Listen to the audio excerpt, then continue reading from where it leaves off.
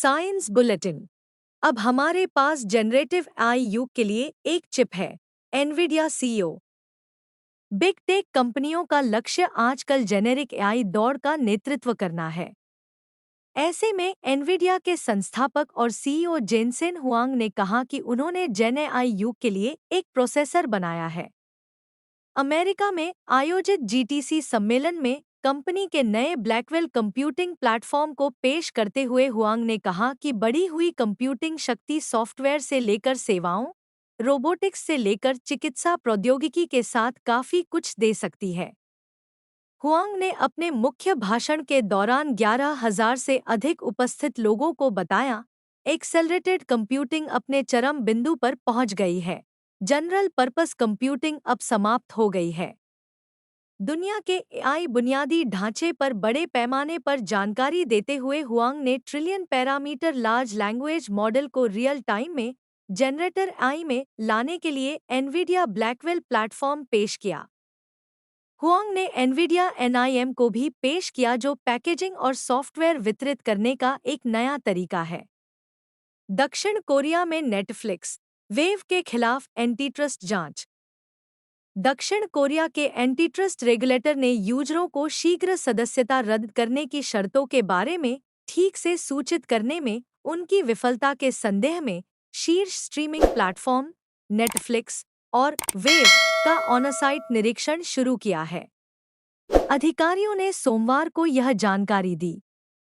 उद्योग के अधिकारियों के अनुसार फेयर ट्रेड कमीशन (एफटीसी) ने सोल में अपने संबंधित कार्यालयों में निरीक्षकों को भेजा और सेवाओं से सदस्यता समाप्त करने पर उनके उपयोग की शर्तों और अन्य ग्राहक प्रतिक्रिया नीति उपायों पर दस्तावेज अपने कब्जे में लिए।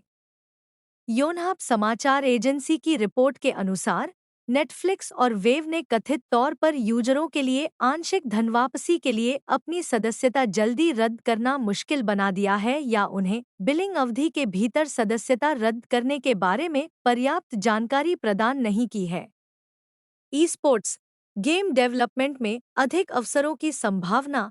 सीआईआई भारतीय उद्योग परिसंघ (सीआईआई) के विशेषज्ञों का मानना है कि ऐसे समय में जब देश का गेमिंग क्षेत्र उल्लेखनीय छलांग के लिए तैयार है, ई स्पोर्ट्स और गेम डेवलपमेंट उद्योग में अधिक नौकरियां पैदा की जा सकती हैं।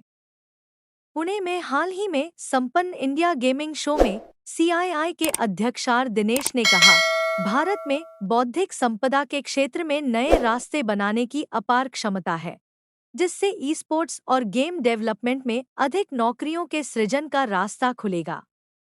दिनेश ने आने वाले वर्षों में तेजी से विकास का अनुमान लगाते हुए इस उभरते क्षेत्र के महत्व पर जोर दिया। उन्होंने राष्ट्रीय और अंतर्राष्ट्रीय दोनों मोर्चों पर इनकी बढ़ती प्रमुखता पर जोर देते हुए वीडियो गेम और ई स्पोर्ट्स क्षेत्र की परिवर्तनकारी यात्रा को रेखांकित किया।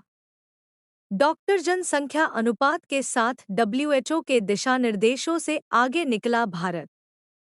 Associated chambers of commerce and industry of India (ASSOCHAM) के एक अंग एसोचैम नेशनल सीएसआर काउंसिल के बैनर तले सोमवार को नई दिल्ली में इलनेस टू वेलनेस पर जागरूकता शिखर सम्मेलन का दूसरा संस्करण शुरू हुआ। राज्यसभा सांसद भुवनेश्वर कलिता स्वास्थ्य और परिवार कल्याण मामले की संसदीय स्थायी समिति के अध्यक्ष भी हैं। उन्होंने मुख्य अतिथि के रूप में अपने संबोधन में कहा, आज भारत ऐसी परिवर्तनकारी यात्रा कर रहा है जो इलनेस से वेलनेस की ओर देखती है, वह भी बिल्कुल नए चश्मे से। कलिता ने कहा, स्वास्थ्य और स्वच्छता के महत्व को समझने के बाद आइए हम इस क्षेत्र में भारत के उल्लेखनीय विकास को स्वीकार करें। डब्ल्यूएचओ 1,000 के डॉक्टर जनसंख्या अनुपात की सिफारिश करता है। हमने 1:900 का अनुपात हासिल कर लिया है। स्वास्थ्य और स्वच्छता में निवेश करना न केवल एक नैतिक अनिवार्यता है, बल्कि यह एक आर्थिक जरूरत भी है। BNT की खास पेशकश।